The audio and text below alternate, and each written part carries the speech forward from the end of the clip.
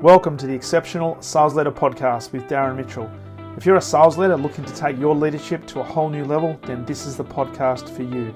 We'll be exploring tips, techniques, and strategies to help you take your leadership to the exceptional level and allow you to enjoy more money, more meaning, and better sales results.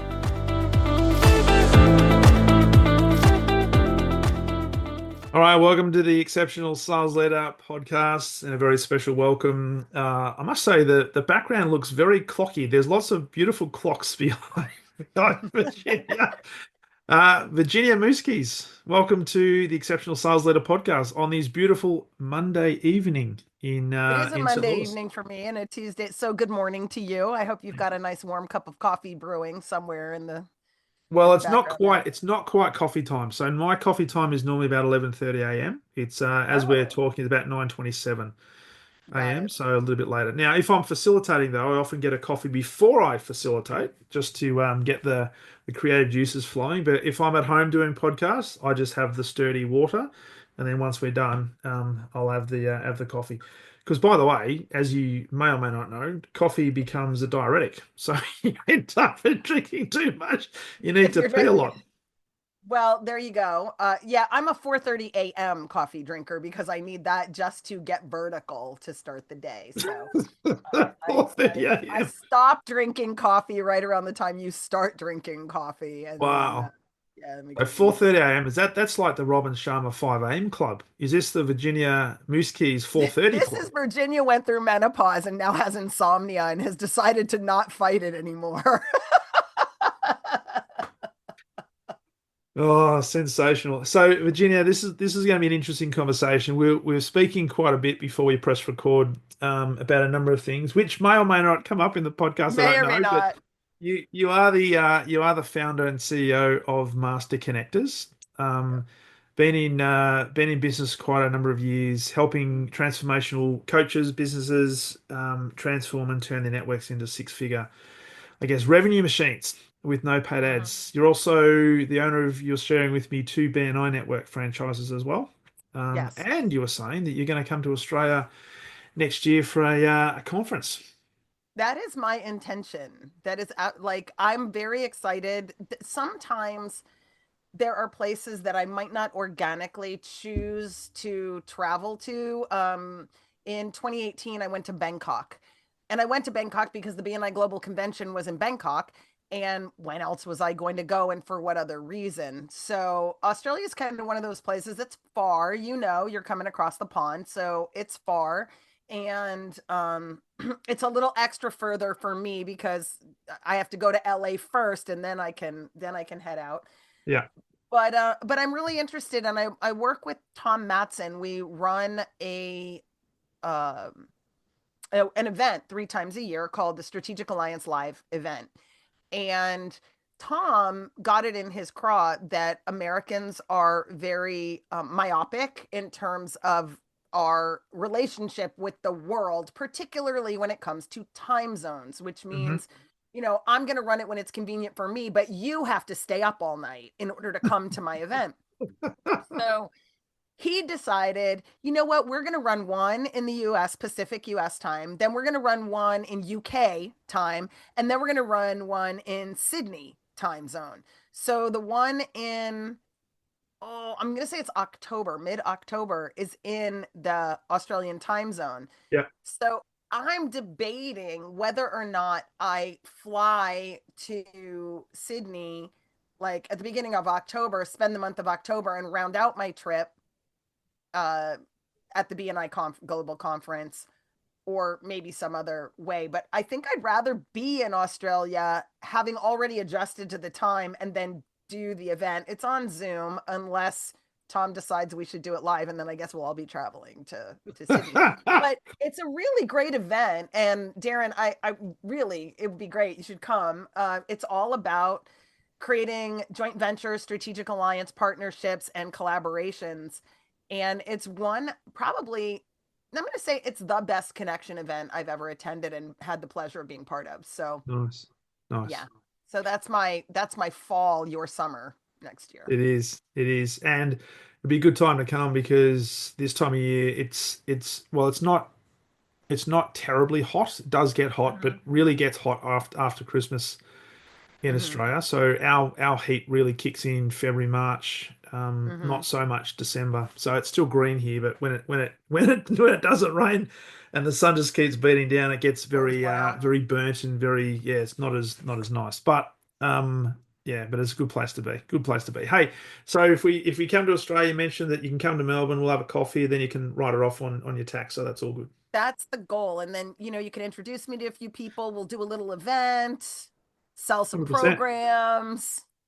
So 100%. love And it. go truly global. Go global. Love it. So, CEO and founder of Master Connectors. So, I always like to ask the guests when they come onto the podcast a little bit about their background for the listeners' benefit. In terms of you're sharing with me, you're pro. I won't share the age you said, but you're approaching the 60. I'll be 60 in March. I'm proud of it. Listen, I don't know if you put this out on video, but I hope you do because I'm very attractive for my age and I'm not ashamed to say it. I work hard to look this good. So, yeah.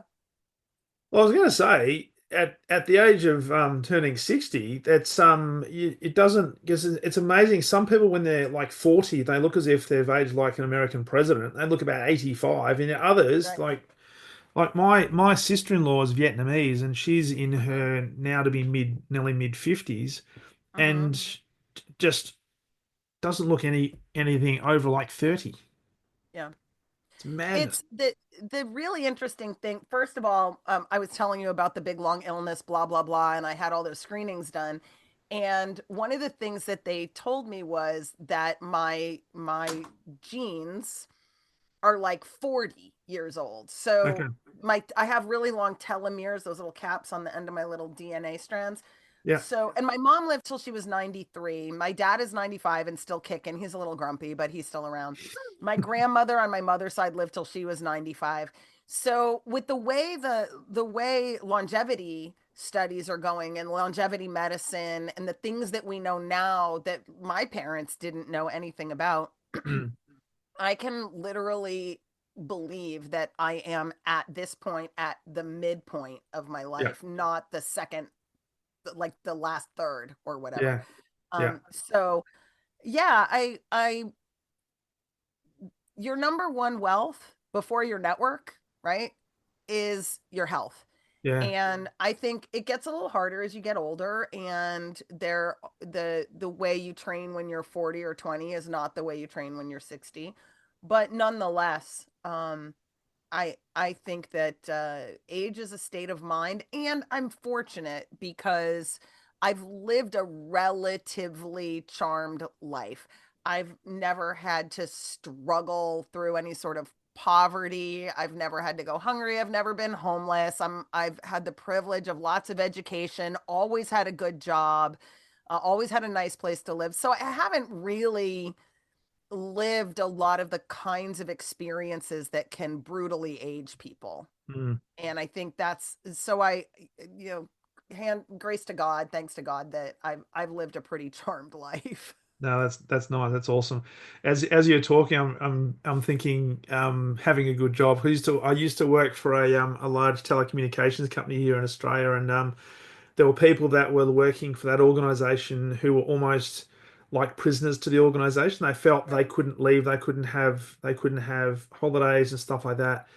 And those guys aged really badly because they didn't Yeah. look after their health. They were stuck to their desks. They became really overweight. They grayed. It was just terrible. So looking after your health is probably the number one important thing.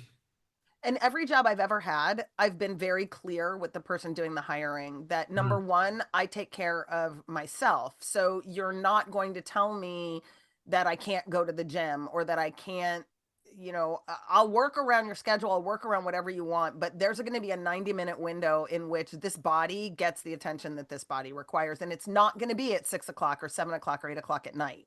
Yeah, Um, and so that's number one. And then number two was always, and my kids. Yeah. My husband's an adult and he can make his own dinner and he can do those things and he can take care of my kids, but they don't have a single dad. They have a Yeah. mom and a dad, and we've worked really hard to be married, stay married, and be great parents. Yeah. So, yeah, when there's a field trip at the zoo, I'm going to go on that Yeah. field trip at the zoo. And you're not going to dock my time. I will make it up. So I need that sort of flex. I've always required that flexibility. Yeah. And and when people have revoked it, then I've just left. I've said, well, you Yeah. violate my values and you don't get my expertise. That's just, and Yours. again, all cheeky as all get out, right? But I'm blessed because Yeah. I've been able to do that Yeah. in my But life. you also own that because you know what's important and you put the priorities in place. And there are a lot of people that would say, well, I'm going to compromise on those because I really feel as if I have to work for this organization or I've got to adhere to what their standards are and what their values are because I want to fit in versus no, I don't. I, this is important to me. But this is also why I've never wanted to be in management. I've always preferred a sales position. Yeah. And people are like, how can you do that? Oh, and guess what? As a 100% commission sales position. I don't I don't want that sort of like, I'll pay you just enough to keep you hungry so I can ride you like a pony. No, thank you. I'll take 100% commission. That's it. If I eat it and if I kill it, then I eat it. But I don't want 2%, Yeah. right? I'm going to find it, I'm going to kill it, I'm going to Yeah. roast it, and we can eat it together. And so that's the way it's always been. I started out as a teacher and they didn't like me very much because I just didn't ever follow, I didn't subscribe to their rules. That people would say, like, what are you teaching? And I was like, adulthood, personal responsibility. I taught it at all boys boarding academy. I'm teaching boys how to be men. They're like, well, but Spanish. And I said, oh, yeah, oh, that. Yes, they carry around a Spanish book to my class. But no, I teach them how to not be disgusting. And I teach them that actions have consequences. And I don't care if they do their homework or don't do their homework. If they don't do their homework or they get an F on a test, not my problem. That's Yeah. that's their responsibility. And the parents would come and yell at me and I'd be like, listen, talk to Junior. He's the one that didn't hand in the homework and he's the one that failed the test. I did my job.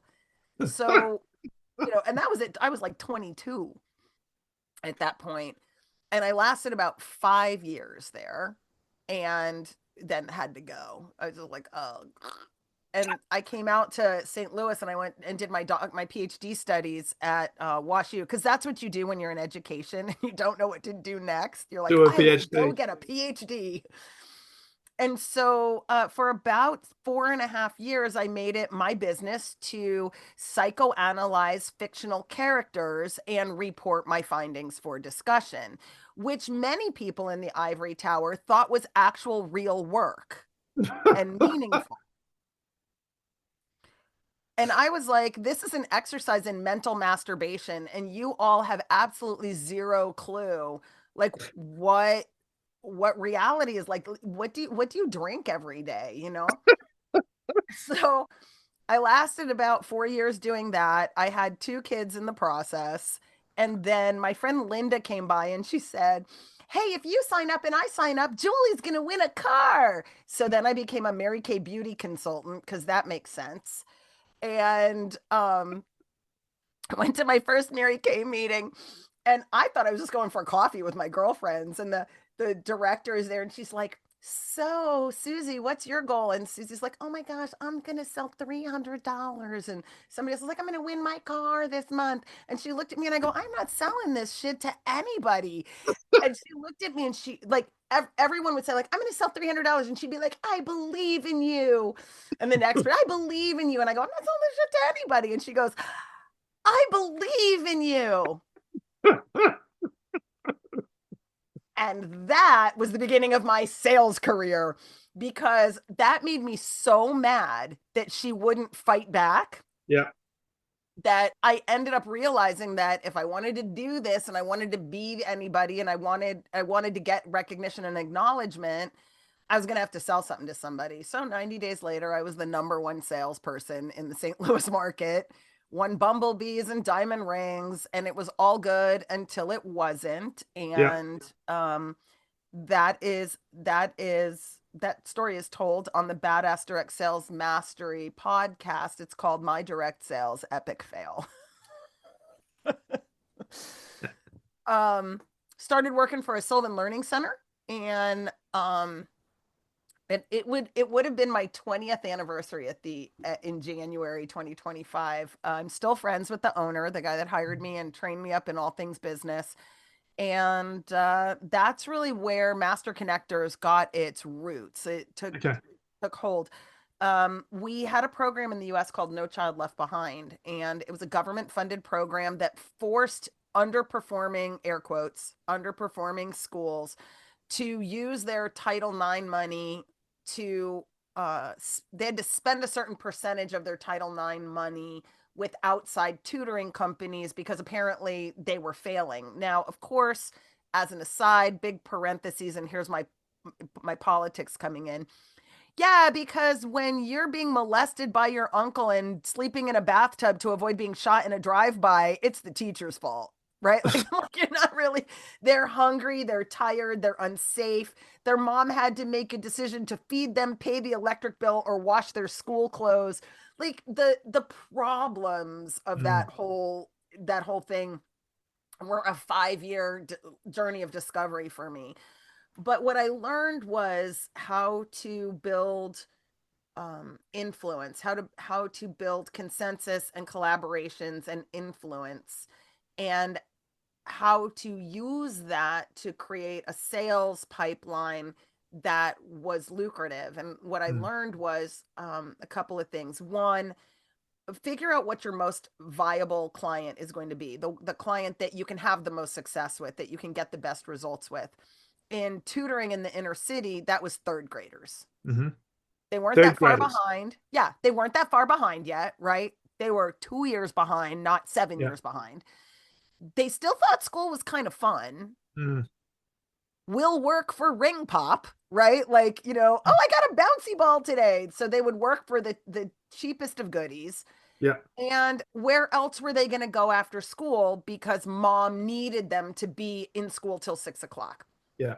So I went to all the different family services arenas, churches that had ministries, the library, food banks, whatever. And I was like, I just want the third graders. What do you want? And the food bank was like, we need powdered milk. And I'd be like, okay, here's a pallet of powdered milk. So my entire marketing budget was philanthropy. It was, Okay. oh, this community center needs diapers for their teen moms. This group of people needs deodorant for the stinky boys. Whatever it was that they needed, I just used my marketing budget, and then they sent me third graders, Mm. and I created a method for creating those spheres of influence and connecting them to one another. Um, there's a concept when you're doing referral marketing, Darren, that when you have something in excess, right? Let's just, for example, I have a Capital One venture card, but I mostly 90% of the time I fly on Southwest. Yeah. So I have these miles that are good for like Delta or United or American, but I'm probably not gonna use them Yeah. all that much. So you might do something great for me. And let's just say I need you to mail to your audience or something for me. So you do the email and I go, you want these airline miles? I mean, you're coming to LA. What are you flying? Right. So there's this sort of excess capacity rule. And I would get the church that had a copier together with the community center that had paper. And I'd say, why don't you guys get together and figure that out? And they're like, well, the copier is broken. And I would say, well, I've got a copier fixer guy, so BNI. And I would send the copier fixer guy and pay for that. And Yeah. so it was really about creating these systems of collaboration. And we started doing that from one school district to another, to another, to another. And the first year I started, we did $174,000 in one school district. When I finished 5 years later, we had closed $2.5 million, served 2,500 students, and we had 19 school districts. Wow. And the owners of the then owners of the BNI franchise came to me and said, "Hey, could you teach business owners to do what you did In the in philanthropy area. St. It was East St. Louis in the urban environment here?" Yeah. And I was like, "Well, I'd have to write a curriculum for that, and I'd need $100,000 for a year to write a curriculum." And they were like, "What if there was already a curriculum?" And I said, "Well, what would that look like?" We had a long chat, and we co-owned a Referral Institute franchise, which was an Ivan Meisner, Michael Macedonia franchise. And I did that for 5 years. I was the first one to crack $250,000 in sales, and was the number one US franchisee for like 3 years. And they took a direction that I didn't think was wise. And so I did not renew that franchise, sat out for 2 years, worked on our BNI franchises. By then, we had purchased the two BNI franchises from the previous owners that I had owned the Referral Institute franchise with. Yeah. And took 2 years, worked on the BNI franchise, and in 2017 opened up Master Connectors and haven't looked back. Wow. So all of this started from um, teaching boys in a boys' boarding school, teaching them Spanish. I did not teach Spanish. I taught masculinity and personal responsibility. So your own curriculum. You'd be like, "Listen, I was 22 and these kids are like 17, 18 years old." And I would tell them something to do and they'd be like, "I could date you." I was like, "No, you couldn't." Like, I go, "Oh, that would be in your dreams last night. Okay, sit down and do your Spanish homework." And it was a boarding school, Darren, so I got to be the dorm parent for 17-year-old boys. It was so great. Oh, that's fantastic. It was So great. that's a really fascinating story. So um and and through that process, because you said before, you've done a lot of sales, commission only sales and stuff like Mhm. that.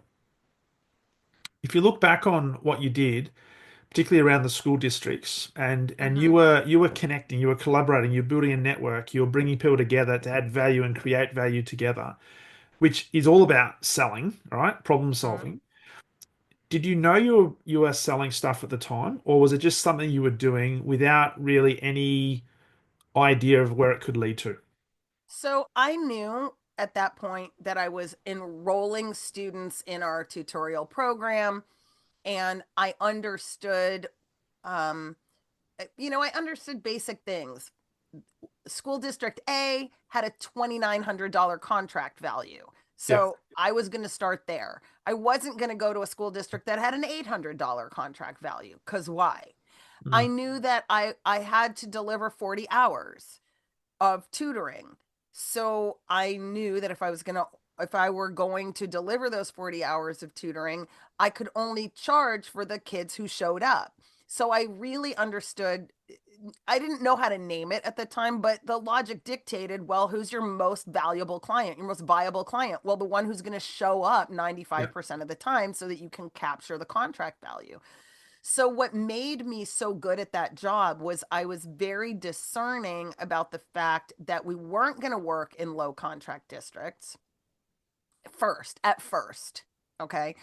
We were going to start the program and ramp up the program in districts where there was value so that we could have a bit of a reserve. And then even some of the philanthropy that we did was then taking those lower contract school districts, because we could rob Peter to pay a little bit of Paul, Mm. and we would lose money in those districts, but we would serve the kids. So, I had a nice balance about all of that. And I understood that I wasn't just selling, I was building something. Yeah. And when I left, the the the day that I went in to tell Brian that I wasn't going to work for him anymore, I had already trained Judy, transferred the trust of the entire team to Judy, transferred the trust for all of the referral sources and the district managers, along with Gary Green at the Illinois Department of Education.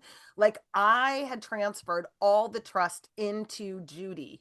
She wanted to do it. She loved the work. I was getting burnt out. I knew that if I did another year, it would go backwards for him. And I Mm. didn't, and I wanted to do the next thing. And he was really quite shocked, because I walked out on my bonus, which was I walked out in July, and the bonus I didn't get paid till December. But in order to earn that bonus, I would have had to have started another year. And he knows me well enough that I won't not finish what I start. And it was Yeah, going to be like this never ending cycle of you yeah, own me. And I just didn't like that feeling anymore. And as I said, he and I are amazing friends. We're having lunch at the end of the month. yeah, Um, but he really taught me everything that I knew about business. I learned selling and recruiting in Mary Kay, and I was good at selling, not so good at recruiting. So I think I learned the team building aspect a lot more in that Sylvan Learning Center experience.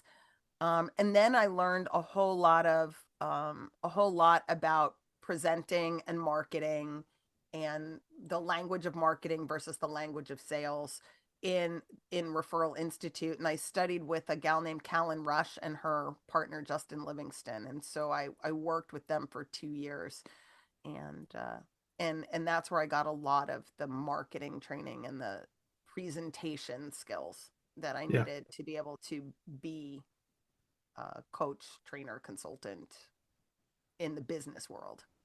Love it, love it.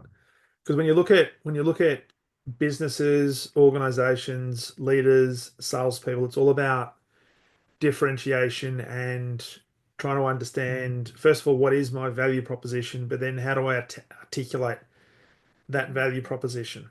So you talk a lot about, and the work you do today is about how do I help business coaches and business people um, turn their network into a six-figure revenue generating machine with no paid ads needed, right? So Right. um, because there's a lot of, and it's probably no different in Australia than it is in the US. There's a lot of people out there looking for the quick fix. They're looking for, hey, instant gratification. Let's start a business today. I need a high volume of quality leads coming in. This is what you pay for it, and instant gratification. Um, Yeah. Good. Building a network, you need to build credibility. You need to build, obviously, knowledge. You need to build awareness. What are some key principles that you've learned, but also that you teach today, without going into the process per se, that Right. business people need to understand? Because BNI is a I mean, there's a lot of BNI franchises over in Australia, and I've been to a number of meetings, and it's all about how do I articulate my message? How do I do my elevator pitch that is Mm-hmm. not selling, but it's building awareness? So, what are some key principles that you've learned and you teach in relation to that? So, a couple of things. Number one is you just mentioned credibility. And a lot of people think that credibility happens because I've sold $2.5 million of this, or I've helped over 100,000 people do blah, blah, blah. And I've got a degree and I've got a certification and I've got longevity, and none of that actually matters, which is why some people get so frustrated. They're the consummate guy. They've written 7 books and they've worked with Boeing and blah blah blah blah blah. And I'm like, I don't care because I don't even know if I like you. And if I'm going to let's face it, if I hire you to come in and consult in my company and I want you to work with my sales guys and I want you to help my sales guys do better, I'm inviting you. Basically, my business is a home of sorts. I'm inviting you into my home. I'm pulling you into my inner circle. I'm asking you to be someone that shepherds these people who matter to me, with whom I have a relationship. And you're going to be here for how long? 3 months, 6 months, 9 months. And if I don't like you, I don't care how exceptional you are at what you do or who you've done it for. If you and I don't connect Yeah. in a way that makes me want to live with you for a little while. Mm. And if I cannot do that, I cannot have credibility. So the first thing that I encourage people to understand is themselves. So I lean into things like Vishen Lakiani's most important questions. In this lifetime, what do you want to learn? How do you Yeah. want to grow? What do you want to experience? What do you want to contribute? What is the legacy that you hope to leave in the world? I ask my clients in the time that we work together, how do you want to grow? What do you want to experience? And what legacy do you want to leave? What's the imprint on this network, this community that you want to leave? Because I think that's important. And if I don't like your answers, then this is not a good place for you. Yeah. And your money's, they say like, oh, your money's money. Well, maybe, but your money's not good here if you're not a good fit for my value system. I encourage people to understand and express their values. I'm fairly irreverent. I've got a good sense of humor. I don't have much of a filter, and I'm completely transparent. You can ask me anything you want to ask me about pretty much anything, and most of the time I'll have that conversation. And that's who I am. And some people don't like it. And Yeah. I'm good with that because I'm not vanilla ice cream and I'm not pizza. So I'm not for everybody.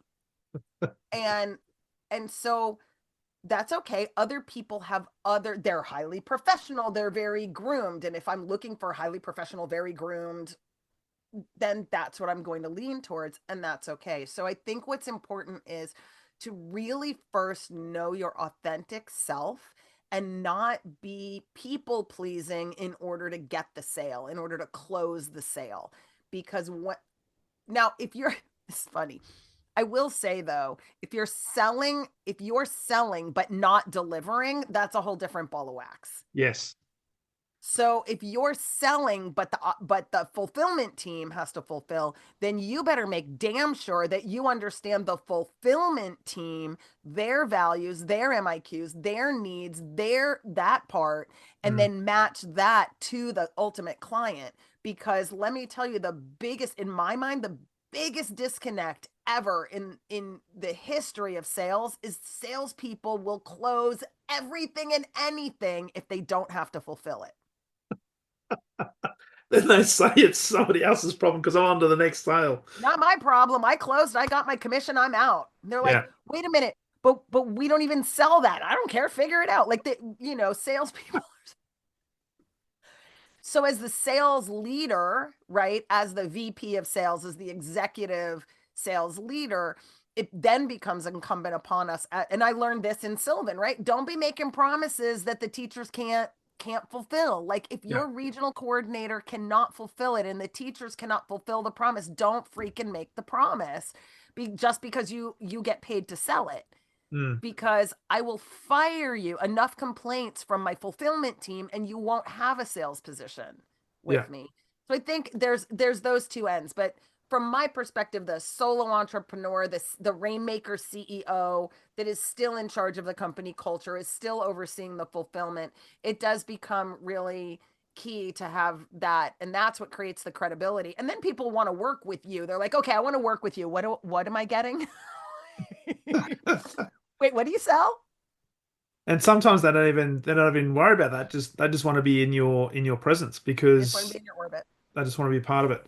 Um, it's interesting when you're talking about that because one of the key principles I use with clients all the time is the fact that, and you made reference to the guy that made the sale that maybe didn't sell the things that we can fulfill. Hey, it's not my problem. But good Mm-hmm. salespeople understand the credibility piece and they understand that, we want repeat business. So the sale actually doesn't begin until after the sale is made.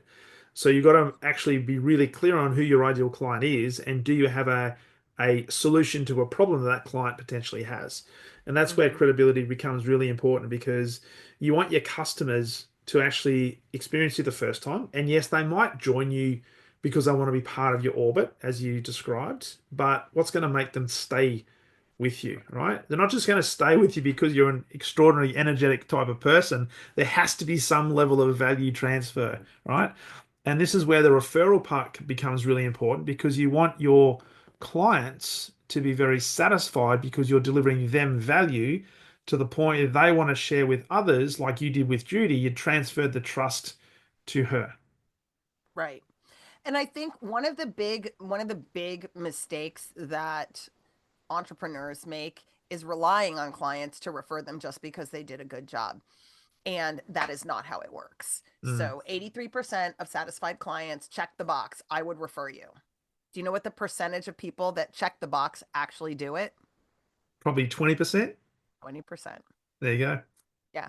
So your overall, if you have 100, if you need 100 clients in your client base to keep your business humming and you're relying on those organic client referrals, that's a recipe for success, because you will lose 84% of your clients and replace only 16. Like when you lose 100% of them and you'll only replace 16, you're pretty much out of business at that point, Yeah. right? Yeah. So one of the things that I work through with my clients is the sales funnel versus the referral funnel. Yeah. So in the sales process, and this is Eugene Schwartz in Virginia talk. Okay. So you have a suspect. I see you and I think you have the problem that I solve, but you don't know I don't know that you have the problem. You know, you have the problem. Yeah. Okay. So you're just a suspect. I suspect Darren might be a great client. Then I want Darren to become a prospect. How do I get Darren to become a prospect? I ask questions and shut up. Who would have thought? So I want to know, like, hey, so what's going on in your business? What's your biggest challenge right now? What's the biggest, and I always start out with what's the biggest challenge in your industry right now? Yeah. How are you faring with that? What have you done? What are some other challenges? Sounds like you've got that one. They always say they have that one under control, right? You go, great. Well, so what else do you have going on that's kind of crazy and whatever? And I'm not just listening right now for, are you my prospect? Yeah. I'm listening for, are you my prospect, or are you Tom's prospect, or are you Scott's prospect? Could you be Judy's prospect? Where are you? Because I'm most interested in my 100% close ratio, which means if I speak with you and you have a challenge, you get an answer and an opportunity to get that problem solved, whether it's me or it's Yeah. someone else. So let's say that I figure out you're a prospect for me. Now I want to turn you into a customer. And what that means is I gotta get you to buy something. I'm gonna sell you something that can marginally begin to solve that problem and give you a quick win.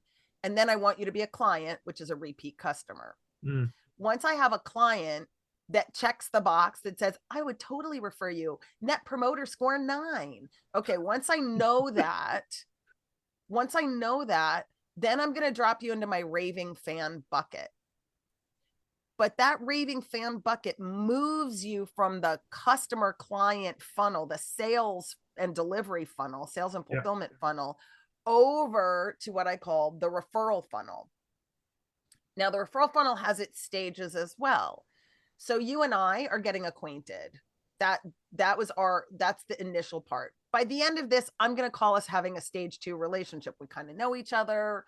We've had some laughs, probably want to talk a little more. And that's an associate.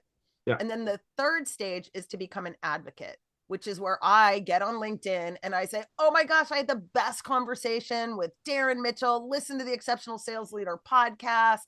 Oh, he's coming on my show. Can't wait. Right. And we start making each other visible to our respective audiences. That's the level of your raving fans. So you take your client that said they would promote you and you move them, because you already made their acquaintance and you're already associated with them, you know them. So you look at them and you say, like, what could I ask that raving fan client to do that would promote me or get me known to their friends and family? I have to ask them to do something. Yeah. And then some people will say, well, do I have to give a referral fee, or do I have to? No, you don't. Yes, but no. Yes, I'm going to send you something, but I'm not going to make that the reason that you refer me. You just said you would refer me. You're already I don't need to bribe you to do that. No. You just said you would. Yeah. Okay. So, but when you're done referring me or you're done doing the action, then I'm going to send you some send out card brownies, right? I'm going to send you a bottle of wine. I'm going to send you some Godiva chocolates. I'm going to send something your way to thank you for doing the thing that you said you were going to do. And then there are 2 superior levels in your referral funnel. One is what I call the ambassador level. And that means, okay, Darren, I really like each other. We advocate for each other. And we don't necessarily have the same clientele. Like maybe my clientele wouldn't need your services because they're too small or Yeah. whatever, or maybe your people are too big or whatever that is. So we know we're not going to be intentionally passing clients back and forth, but I'm totally willing to find you other people that share your audience, that share your ideal client, and I'm going to create referral worlds for you. That's what I call an ambassador. I'm going to take you into my foreign networks and I'm going to spread your message to people and get people on your side, promoting you Nice. and supporting you. Or I have an ally, and your allies are the ones that are sending you clients. They're sharing their resources, they're sharing their knowledge, they're willing to help you whenever you need help. You can call them in a pinch. That right, these are the people that you need, like 5 or 6 of them, and you can do $250,000 with a few good allies and a handful of advocates. Mm. And most people don't have an intentional way, many, to walk people through a sales process. From I always think about going to a meeting and having somebody telling me that like my husband should go on their meal replacement shakes because he's getting kind of chubby. And could I refer my husband to them? I was like, okay, let me get this straight. You literally just walked up to me, told me my husband was fat, and you'd like me to go tell him that he's fat and he should drink your meal replacement shake. Yes. Like, you're nuts. It's not happening. So just because you notice it doesn't mean they'll be a great client. Well, just because you notice them doesn't mean they'll be a great referral source or a Yeah. great promotional partner either. You've got to have some criterion for that, and a Yeah. way to move people up, and a way to have conversations about that. So I teach my clients how to manage both of those funnels in a way that's simple and easy. We use ClickUp. We use a project management tool to do it. Nice. Nice. And in terms then of like the volume and time, because a lot of businesses out there and a lot of sales teams rely heavily on referrals, and they're always asking their clients, would you refer me, knowing that there'll be a percentage that do. Then they try to put pressure on them to say, hey, have you got 5 friends that I can go and talk to about this particular opportunity and things like that. But how do you manage the process in relation to timing and volume, and Mm-hmm. how much of this is patience, playing the longer game? Because even with businesses today, we're still in this instant gratification society, Mm-hmm. expecting almost instantaneous results. And particularly Mm-hmm. for people who are under pressure to hit a number, all right? Mm-hmm. They might think, well, I don't have time to go through all this beautiful funnel process of referrals, and I just got to hit my number. Well, that's kind of like saying I don't have time to lose weight before the wedding, so you just run until you drop. You still didn't lose the weight, and all you did was make yourself sore. um, the first thing is, the short game is played by the funnel that you've already built. So what I do is I work with a guy named Daniel Rubenstein, and he gets on the phone with you and you tell him where all your contacts are, and you download the contacts from your phone, you download LinkedIn, you download stuff from your CRM, you download stuff from your Gmail or your Outlook, and he does a list consolidation. He puts that all in one big long spreadsheet. So maybe you're going to have 2,000 to 2,500 contacts. And then we have you go through and we have you curate them, which is basically, I could probably sell to this person. They're a suspect, right? I could probably sell to them. I have sold to them. They're in the sales funnel. Yeah. And these are people that could probably be in the referral funnel. And then there's like both or neither. And once you figure that out, you take everybody who's in the sales funnel and you do a process by which you start checking in with them. Hey, how you doing? Hey, what's up? If I start with the people that I've served, with people that have been clients, former clients, Mm. and I'm going to call and I'm going to do some market research with them. Hey, I'm doing a little market research, and I just wanted to follow up when we were working together. Do you remember why you hired me? What did you most enjoy about working? What made you decide to, what brought us to the end of our engagement together, and what's going on right now? Is there anything I can help you with? So chances are, after you maybe call 5 to 10 of those people, one of them is going to be like, serendipity, dear, and I've been thinking about you and was hoping you would call, and you'll get a sale out of that. Then you're going to go to your customers and you're going to do something very similar. And you're just going to say, hey, we finished this and I had thought we might be able to do A, B, or C. What's going on? Blah, blah, blah. Same sort of market research. What did I do well? What caused us to part ways? And is there anything else I might be able to help you with? And then you go to all the people that you had sales conversations with, but said no at the time. Hey, I remember, Darren, we were talking 6 months ago and you said no.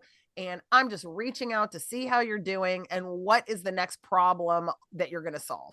Like, what are you currently working on? What's the next thing you're going to solve? Would love to match you up with a referral partner or help you myself, whatever works for you. Yeah. And then you go to the cold ones, right? So there's money in that. There's tons of money in that for the short term. Then you use your referral funnel to give you names of suspects, and good referral partners will do the are they a suspect, are they a prospect qualification call for you. And then you use that to fill your client list back up after, but there's a way to do both. So I want my clients to do 50K in 90 days in sales. Yeah. Some form or another. Yeah. And I do work with medium to high ticket business coaches and folks that do retainers, like, that have retainer kind of clients. So, if you're looking to do $50,000 in $29 membership sales, I'm probably not your girl for that. It's cool. That's a lot of sales.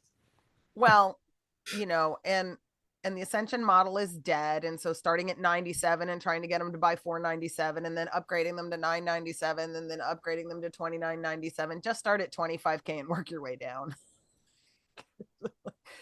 That's it. It's a lot easier. And it's even easier if you risk reverse your model. So if you take a percentage down and then you tie subsequent payments to results. So my clients pay 25% down. And when they make their first 50K, they pay me the next 25%. And when they make their next 100K, they pay me the next 25%. And when they hit the $250,000, they pay me the next 25%. So it's really tied to their results. And then I don't really have to worry about, I can let people go. I can say, wow, you got through stage 1 and 2. Doesn't seem like you want to work on you want to get to stage 3. So yeah, it's probably, we probably need to get you to a different place. But I make sure that the value is there for what they actually bought for the first stage. Even if they don't get to the goal, the learning was there, the education was there, the support was there. They probably made some money. Yeah. So I think that's really the crux of it. But I think it really is. And you do have to spend time. And most people have the amount of time backwards, particularly if they're in the fulfillment business. So if you're fulfilling your service, then you should only be spending like 10% of your time per week in fulfillment. And most people want to be spending 40 hours in fulfillment of their whatever they love to do. So when you get into services like accounting and those sorts of things, it gets a little more difficult to handle the marketing and the networking. But for coaches, do some group coaching. If you're going to do one-on-one, then, you shouldn't really be coaching more than 6 to 8 hours a week, because you've got to be doing all of the marketing and all of the nurturing and all of the follow-up and all of those things. And most people just don't allow themselves enough time, and they say, well, I can't make any money if I'm not fulfilling. I'm like, well, then your pricing model needs to be fixed if you're in a service-based industry. Yeah, because if you're spending all your time fulfilling, you don't have enough time for marketing and for selling and for awareness generation and all that sort of stuff. It's you'll you'll get very frustrated very quickly. It is frustrating, and I call that the revenue roller coaster, right? It's like, yay, I got a client, serve the client, serve the client, serve the client, serve the client. Shit, I don't have any client. Find a client, find a client, find a client, find a client, find a client. Yay, I found a client. Serve the client, serve the client. Shit. and it's this constant state of stress and worry. But if you can get the flywheel going and you can rely on referral partners to just organically send people your way, and you're spending an hour and a half a day, maybe 2 hours a day, connecting, reconnecting, nurturing, curating, talking on a podcast, Yeah. having a cup of coffee. You really, and you're doing it strategically with an agenda, not having coffee, but actually creating work meetings where you're Mm. figuring out how will we grow business together. Then you really can create that flywheel and you can create that opportunity for yourself that gets you your sales funnel full without you having to put in 40 hours of effort. You can put in 8 hours of effort and get the same result when you're leveraging the right partnerships. Yeah, and that's the key thing. A lot of people spend so much time and I think they allocate the dollars to the fulfillment part and think, well, if I'm actually doing the networking, it's not actually revenue generating, but actually Mm-hmm. it is. Yes. If you think about it, but then when it comes back to what you said before, is having your pricing model appropriately set up so that if you think about how much is your time worth, what are you worth per hour, and Mm-hmm. charge out. If you're having a coffee with somebody, because I get it all the time. Like, can we have a coffee with you? Just, ask some questions and blah, blah, blah. Yeah, but why? What do you want to know? What's the value there? If you don't know what your time is valued, then you're probably going to give it away. But you need to know what that value is and price accordingly. But realize that when you're doing the networking, when you're doing the prospecting, when you're doing the conversations, that actually is revenue generation. You're just not It going to do is. it. And or it's a complete and total waste of time, right, Darren? Mm. Because if what I need, just speaking with a client this morning, and I said, okay, what's your annual value of a client? It varies. Okay, what's your average annual value of a client?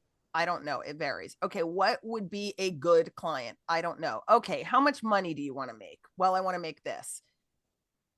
Do you know how many clients you can handle? This many. Okay, that means every client has to be worth this. So I want you to think about the clients that you have. Which clients make this? Which clients generate this for you and can pay Mm. this for you? That's your minimum viable client avatar. Yeah. So then figure out who are they, what you like about them, all that kind of stuff. Stick it in Chat GPT and ask them to write you a brand story around this avatar that is like this. And then you start thinking, where are they swimming? Because I'm not going to find a marlin in a stream. No. And I'm not going to find a salmon in the ocean. There's nothing wrong with fishing for salmon or trout as long as what you want is salmon or trout. But it's Mm. kind of dumb to try to find a trout in the middle of the ocean. And it's not going to happen that you find lobster in a pond. You want to find crawfish? Okay, that's cool. You can find those in Louisiana all day long in the swamp. So the key to really, really, and this is, people don't do this. They're like, I joined a chamber. Why? Well, because you join a chamber. Why? Who's there that you need to know? Or what does the chamber do, that the mission of the chamber that supports something that's important to you? Yeah. What are they lobbying for? What are on Capitol Hill? What are they Mm. doing? What are they part of that's meaningful to you? Well, that's the chamber that you join. You need to join networking groups where the people that you want to do business with and the people who know those people are hanging out. Yeah. Because without that, then you're fishing in the wrong pond, and networking is a waste of time. Yeah. Yeah. But that's not on networking, that's on your strategy. Yeah, that's it. That's it. And for people listening to this, because there's different forms of networking. There's obviously the physical meetups and the catch-ups that you have, but there's Mm-hmm. also the virtual networking as well. So, and I look at things like LinkedIn as a network, right? Mm-hmm. And building and continuing to build that network. You don't actually have to physically be there, but you've got to think about Mm-hmm. what is your strategy. Who are the ideal future customers that you want to connect with to add Mm-hmm. value to and continue to expand that network, and then start having those conversations. So all the stuff you've spoken about, how do you apply that to the virtual world as well? It's pretty much the same thing, right? And I think one of the things that's super important is, do you have a connection platform? So you and I have podcast. Yeah. as the connection platform. This is how you meet and how you get to know people. And you know as well as I do, some interviews you're like, thanks. That this is great. Oh, this is so awesome. Super appreciate you. Gonna send you a thank you card, you know? And then some people you're like, dude, we've got to have more conversations. I want to find out who I know that you need to know. I want to, right? Just whatever. I hope that's where we are. Okay. Anyway, because I'm a little in love. I don't know how you feel, but okay. Um, and so I think like what's your platform for that? There are lots of networking groups out there, lots of communities that you can belong to. But I think just like in the three-dimensional world, in this two-dimensional world that Mm. we're in here, the rules still apply. I want to know, I want to get to know the organizer because I want the organizer to tell me who I need to meet. I'm not going to go meet all the people. I'm going to say, so Darren, in your community, who do I need to meet? Yeah. And hey, Darren, in my community, you know who you need to meet? I've got people you need to meet because I own the community. Yeah. Um, and so I think there's that. I think building credibility by, actually giving a shit about who somebody is as a human being, I think is really key. I think revealing yourself. You and I, we got on and I was like, let me tell you where I just was, you know, and we're talking about plant medicine and aliens. And, I mean, you didn't have to wonder too far whether or not, okay, this woman is batshit crazy, or I think she's entertaining. It was going to be one or the other, right? And so I think being transparent about who you are is really important. Follow up is important. How should we follow up? I think when you get to being on Facebook groups, being in LinkedIn, using LinkedIn groups, for me, it starts with finding people that are interesting to you, and Mm. then connecting, and then commenting on their posts. Yeah. Thoughtful comments thoughtful comments on their posts. One of the things I do often is when I'm listening to podcasts, I'm going to select a guest that I think looks interesting. Then I'm going to go to that guest and I'm going to message them and I'm going to say, "Hey Frank, caught you on the Exceptional Sales Leader podcast. Loved what you had to say about blah blah blah." Mm. Because it's relevant. Because it's relevant and I showed interest first. Yes. I'm going to read the posts. I'm going to read their entire profile. I'm going to look at what the recommendations say. I'm going to look at what they used to do. I'm going to look at what philanthropy they're doing. I'm going to do some research, and then I'm going to comment meaningfully about you to you. Mm. So I think the beginning of it is always to build the relationship first, find the common interest first, have some laughs, for God's sake, have some fun first, and then the next question is, what are you up to and how can I help you? Yeah. Right? Yeah. And one of my favorite questions is, what are you most excited about working on right now, and what could accelerate your success? Mm. Great question. Right? Because once I know that, I can help you solve that problem. And if I help you solve enough problems, eventually when you trip over mine, either in yourself or someone else, you'll be like, this woman solves problems right and left. Yeah. And um and I think that is really, really the key. And in today's digital age, it doesn't take long to drop a note. No. No. No. It's but obviously often the simple things to do are also the simple things not to do. Mm-hmm. So it's always how do I create an impression? And it goes back to the point you were making earlier about the credibility. Yeah. How do you actually create a thank you note, or how do you reach out to somebody, or add some value with nothing in terms of expectation of something in return, but it's the good thing to do because you're wanting to create a good impression, right? Just because it's the good thing to do, right? Yep. You do that, you become more memorable, and that adds Sure. to your credibility. And people are going to almost have this unconscious desire to want to help you in some way, shape, or form. And that could be directly, or it could be, hey, you need to go and talk to Virginia because she's a good person. I trust her, and that trust now gets transferred. Yeah, Such an for important sure. concept. So, Virginia, as we bring this to a close, if there was one thing that is top of mind as we finish off 24 and into 25, in relation to either the sales funnel or the referral funnel or just adding value to the network, I guess a finishing message you'd like to leave us? I really think that people need to take stock of what's in their relationship closet. So just like I'm going to go in my closet at the end of the year and maybe get rid of some clothes that don't fit anymore, that are a little outdated or whatever.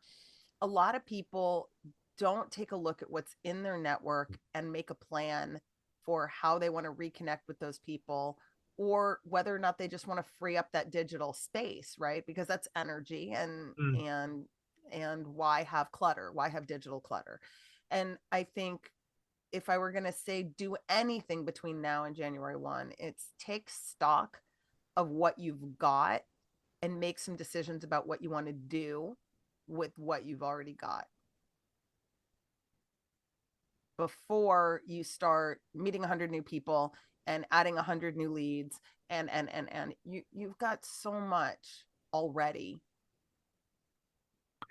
And it's a really interesting concept. Whether you got 1,000 connections on like LinkedIn, or whether you got 10,000, or whether you got 100, there's still probably some connections in there that doesn't take much just to reach out to them and say good day, ask what's going I on. I interviewed a gal yesterday for my podcast. Her name's Sabrina Victoria. She's got a Facebook group. When you join her Facebook group, she DMs you and she's like, let's get on a call. And she gets on a call with every single person that joins her Facebook group. She's the only person I know, myself included, because I don't do it, that legit believes that getting on a one-to-one call with someone who has joined her community on Facebook is a valuable thing to do. Yeah, And I was like, Darren, I just felt schooled. I was like, I'm dumb. Like, I can't believe that I'm not actually doing that. We're like, welcome to the community, but we're not calling them. We're not giving them the opportunity. Like, hey, drop on a 15-minute call. I've got 3 questions for you. yeah, Tell me who you are. Tell me what you're working on that you're excited about and what would accelerate your success. Who do you need to know? Very yeah. simple. And that would make all the difference. Right? Massive. That would make all the difference. And even if I couldn't do all of it, I have a community, I can have a community manager that does it. Yeah, absolutely. Right. And Yeah, be a concierge connector. So, but I think we need to take stock of what we got, and we need to reach out, and we need to connect, and we need to care. And there's money in that network. There is net worth in that network that we ignore because we're so busy chasing shiny objects and trying to find the next lead or the next partner. absolutely. It's all the acres of diamonds principle, isn't it? It is. Love it. Um, so Virginia, been an absolute privilege to have you on the podcast. Greatly appreciate you jumping on, even with the preamble of all the aliens and the Yeah, if you want to know about sensational. that, if anybody wants to know about that, they're gonna have to reach out privately. Damn, you've only had a record of that. So for people who wanted to connect with you and learn more about what you do in terms of Mhm. at Master Connectors, you are the referral diva. Mhm. Where's the best place for them to do that? Certainly reach out to me on LinkedIn. My last name is Muzquiz. I'm the only Virginia Muzquiz out there. And you'll know me by my steampunk hat in my photo. So connect with me and let me know that you heard this podcast. This is where you found me. Yep. And I also have a free report. It's called the Business by Referral Blueprint. And that is the 6 things you must do in order to build your business by referral. And it's at masterconnectors.com/blueprint. Connectors.com/blueprint. Blueprint. Brilliant. Mhm. I'll put those on the show notes and Great. certainly Thanks. encourage people to get access to that. So on a Monday evening, I think it must be now 5:29-ish, 5:30-ish. Yeah. Virginia, thank you so much for being a guest on the Exceptional Sales Leader podcast. Thoroughly enjoyed this conversation. Thank you so much, Darren. All the best.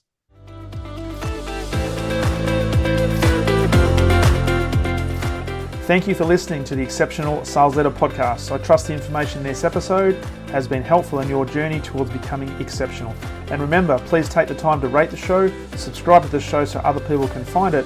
But also, if I can help you, jump on my calendar, go to leadwithdarren.com and let's have a conversation about how I can help you along your journey to being exceptional.